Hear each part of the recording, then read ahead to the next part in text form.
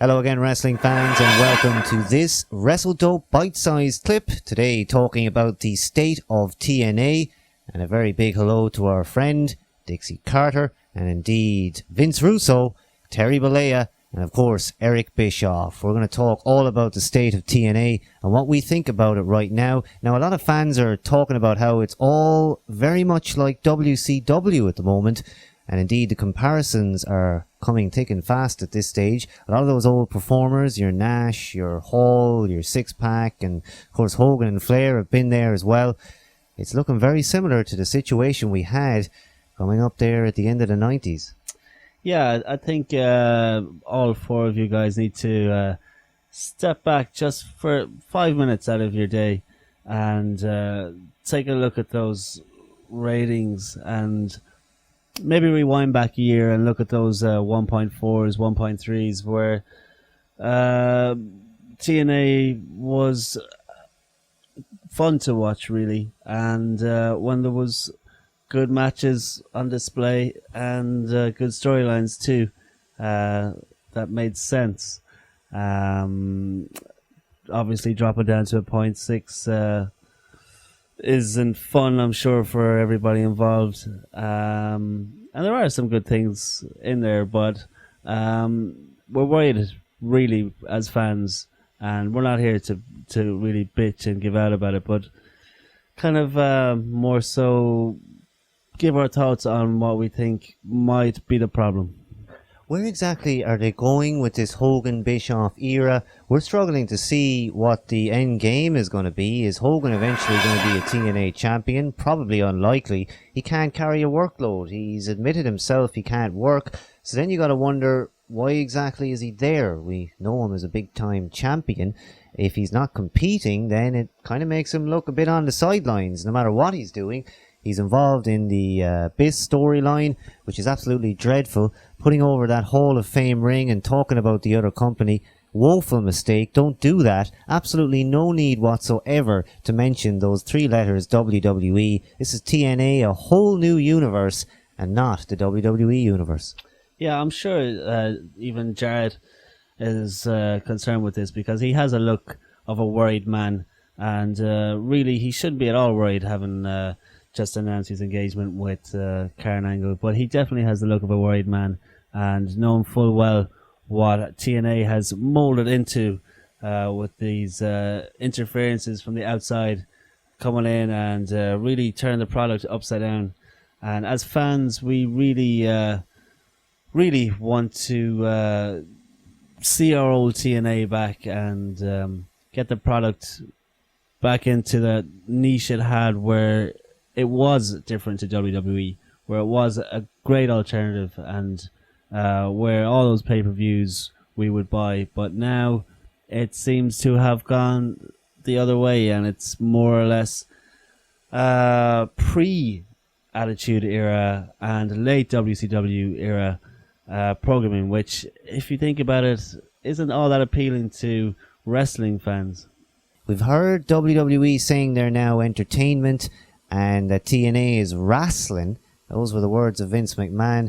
But perhaps Bischoff also wants a bit of that sports entertainment pie. I think he knows that sells. He certainly knows what the WWE is making. I mean, all those shares and stocks and accounts, you can find out a lot about how the company is doing. But I can't rule out the fact that TNA want to go further in that direction. And indeed, on the program right now, it certainly has a sports entertainment feel. Maybe that's just default by the presence of Hogan. I think so. I think Dixie needs to look at a lot of this stuff and just double think it, maybe.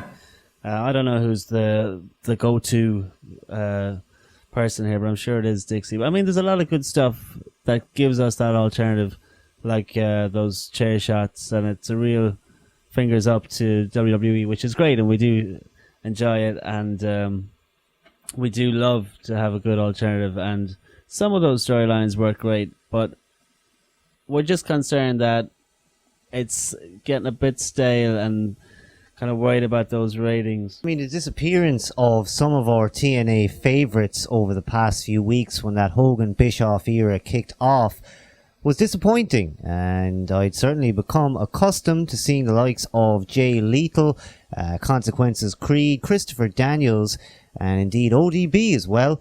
But certainly in the last recent memory, we haven't seen too much of them. Jay Lethal back now on the TV, and you have to wonder, perhaps the only reason he made it back was that Macho Man Randy Savage gimmick. I know Hogan and Bischoff would both love to have Randy Savage. Maybe they've even contacted him about appearing on the show. But as I've heard myself, I think Savage has a high price tag, and certainly if it comes to appearing on a wrestling show, quite unlikely to see him. But you never know. I was surprised to see RVD and Jeff Hardy. Now, speaking of those guys, I mean, RVD and Jeff Hardy, they are fantastic performers. They are top baby faces. They're going to make the crowd pop wherever they go, whatever building they're in, and whoever they're working for. But if they're going to be the future of the company, perhaps there are some good things to note about it. But then at the other side of the coin, you've got Abyss up there in the main event, now starting to look a bit stupid, in my opinion.